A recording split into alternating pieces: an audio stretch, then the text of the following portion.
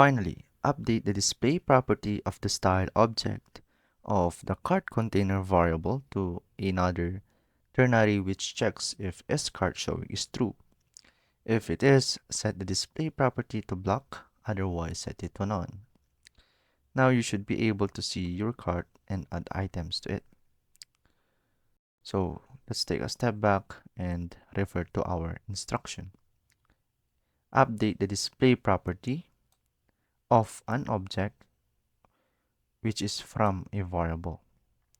So we have to access the variable, then the object and the property of that object. So our variable our variable would be the cart container. So we access the variable and interpolate the object.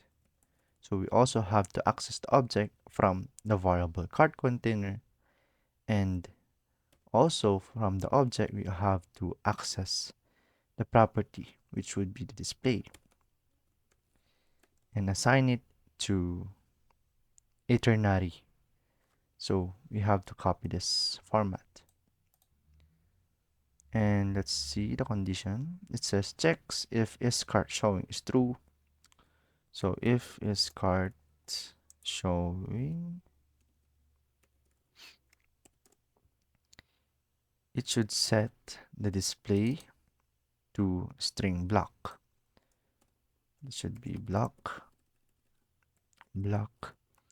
If it's false, otherwise set it to none.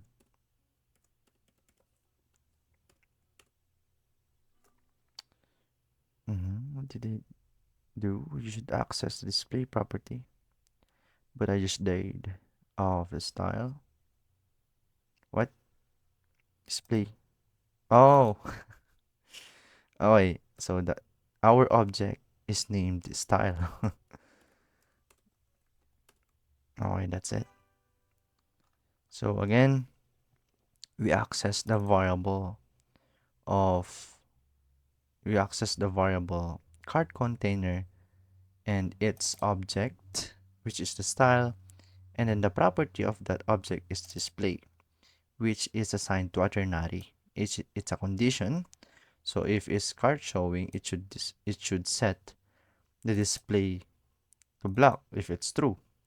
If it's false, it should display to none. So that is how we read the code. So that's basic.